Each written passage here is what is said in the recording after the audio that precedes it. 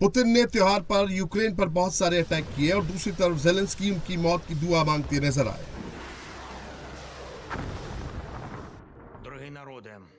रूस ने चाहे जितने भी दुख दिए हो, लेकिन वो हमारे यूक्रेन के दिल, हमारे भरोसे और हमारी एकता को खत्म करने में सक्षम नहीं है।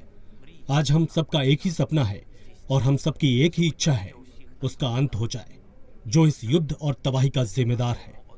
हम शांति की प्रार्थना करते हैं, जिसके लिए हम लड़ रहे हैं और जिसके हम हकदार हैं। यूक्रेनी राष्ट्रपति व्लादिमीर ज़ेलेंस्की ने ट्रंप के दूत स्टीव विटकोफ और जोरेड कुश्नर के साथ फोन पर लंबी बात की। ज़ेलेंस्की ने करीब 1 घंटे तक दोनों से बात की। ज़ेलेंस्की ने कहा कि दोनों देशों को संवेदनशील मुद्दों को सुलझाना होगा ताकि यूक्रेन और रूस के बीच शांति समझौता हो सके। शांति समझौते के कुछ दस्तावेज लगभग तैयार हैं और कुछ डॉक्यूमेंट पूरी तरह तैयार हैं। अमेरिका के दूत स्टीव विटकॉफ और जोरेड कुश्नर के साथ मेरी करीब 1 घंटे बात हुई। हम लोगों के बीच बेहद सार्थक बात हुई। शांति को लेकर कई आइडियाज पर बात हुई। आगे चलकर असली शांति कैसे आएगी, इसे लेकर चर्चा की गई।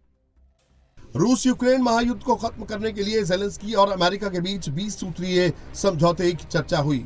इससे मॉस्को को भेजा गया है। अमेरिका और यूक्रेन के बीच शांति समझौते की शर्तों पर काफी हद तक सहमति बन गई है।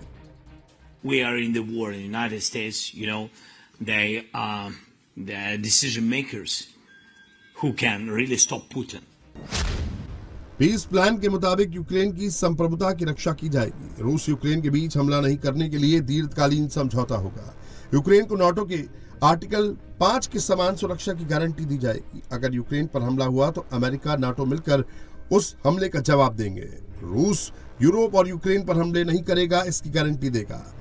यूक्रेन 8 लाख की सेना मेंटेन कर सकेगा। यूक्रेन निश्चित अवधि में नाटो का मेंबर बन जाएगा।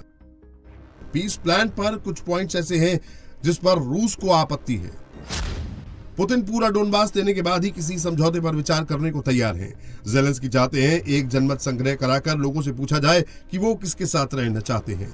अगर डोनबास के बाकी हिस्से के लोग भी रूस के साथ रहने को मंजूर हैं, तभी उसे रूस को हैंडओवर किया जाए।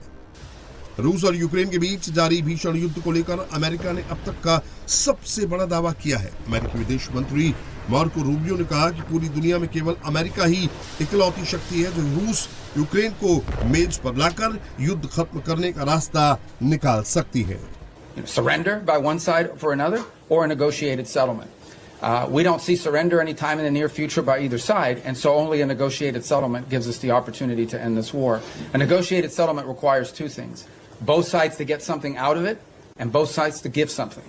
And we're trying to figure out what can Russia give and what do they expect to get, what can Ukraine give and what can Ukraine expect to get. In the end, the decision will be up to Ukraine and up to Russia. It will not be up to the United States.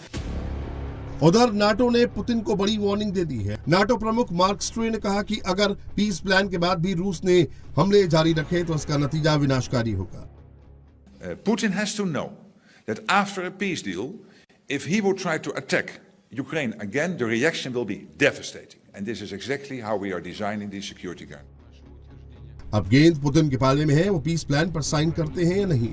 Putin Ukraine में NATO की entry के सख्त खिलाफ रहे हैं। अब क्या वो इस शर्त को मान लेंगे या ट्रंप को इसे बदलना होगा।